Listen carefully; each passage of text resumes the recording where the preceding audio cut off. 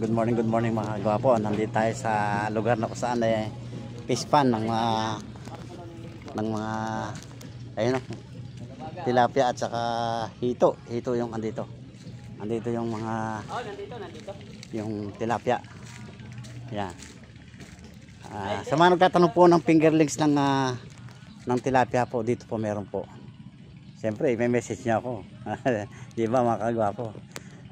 Kailangan sa mga gusto magkaroon ng tilapia na seed na gagawing palakihin tilapia. Ito meron din. Gusto nyo tignan natin yung pan. Titignan po natin yung similya ng tilapia po. Similya kasing tawagin yun eh. Titignan po natin doon sa kanilang pool. Iba po kasi lagahin ng pan ng similya. Kuya, similya tawag dyan na, similya. Similya ng tilapia. Pero kana siya, mga parang kitikiti na kasi laki. Malaki sa kitikiti. O yan o. Yan po nakikita nyo na parang paano.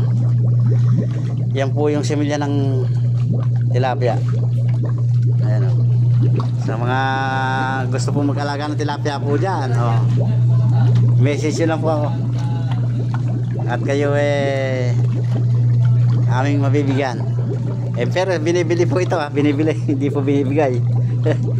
Ayan o. Meron siyang pan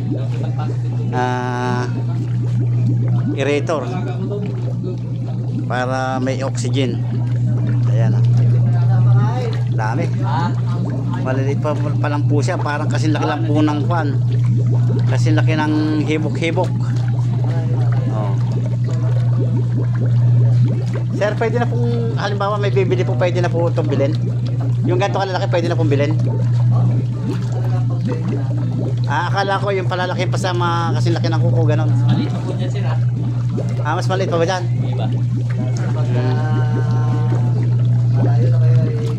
Ayan mga kagawa po. Ayun, lalaki ng hito. Diyan sila nagkuha ng sige po. At para makita natin yung laki. Diyan yung nag-aalaga. Diyan.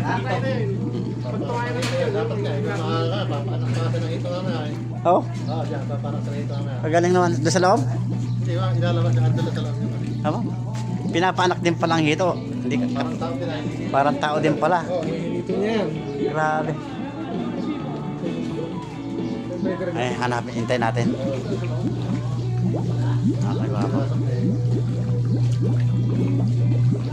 Pwede na palang bilhin to.